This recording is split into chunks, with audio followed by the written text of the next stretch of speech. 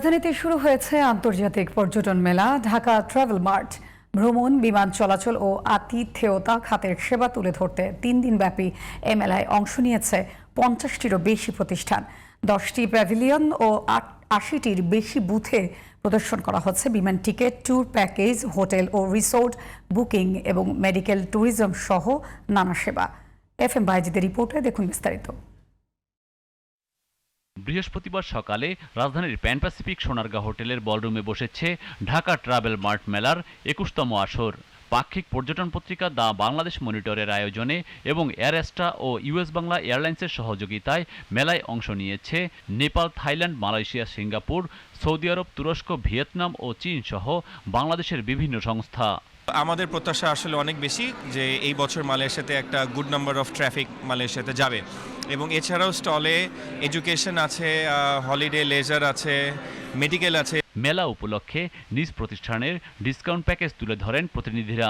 নারায়ণগঞ্জের ২৫০০-এ অবস্থিত ১৫০ বিঘা জায়গার উপরে আমরা একটা 5 স্টার হোটেল প্রজেক্ট করতেছি। আমরা মেইনলি রিমঝিম গ্রুপের একটি স্বনামধন্য প্রতিষ্ঠান, এবং আমরা এই প্রোগ্রাম উপলক্ষে 50% পেমেন্টে রেজিস্ট্রেশন এবং নামজারি করে দিচ্ছি জায়গার উপরে।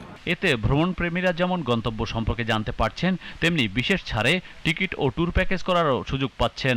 রয়েছে মেডিকেল ট্যুরিজমও। এই ফেয়ার উপলক্ষে মডার্ন ক্যান্সার হসপিটাল যেটা অফার করছে সেটা হচ্ছে যে ফিমেল পেশেন্টদের জন্য ১ লাখ থেকে ১,২০,০০০ টাকা প্রমোশন দিচ্ছে। তো আপনারা যদি ১৫ তারিখের মধ্যে ফ্লাই করেন দেন এই অফারটি পাবেন। মেলায় অংশ নেওয়া বিভিন্ন প্রতিষ্ঠানের কর্মকর্তারা বলেন, দেশে ও বিদেশে পর্যটনের নতুন সম্ভাবনা তুলে ধরতেই তারা এই মেলায় অংশ নিয়েছেন। মেলা উপলক্ষে আমাদের যে ভিসা অফারগুলো রয়েছে সেটাকে আমরা 50% ডিসকাউন্টে, মানে সার্ভিস চার্জ আমরা 50% ডিসকাউন্টে দিয়ে দিয়েছি। একটা লয়ালিটি কার্ড আমরা ইন্ট্রোডিউস করেছি, যেখানে আপনি যদি ২০,০০০ টাকা প্লাস কোনো পারচেজ করেন তাহলে আপনারা একটা পয়েন্ট এখানে অ্যাচিভ করবেন। এভিয়েশন ও পর্যটন খাতকে এগিয়ে নিতে সরকার যুগোপযোগী সিদ্ধান্ত নেবে, সেই প্রত্যাশার কথা জানান সংশ্লিষ্টরা।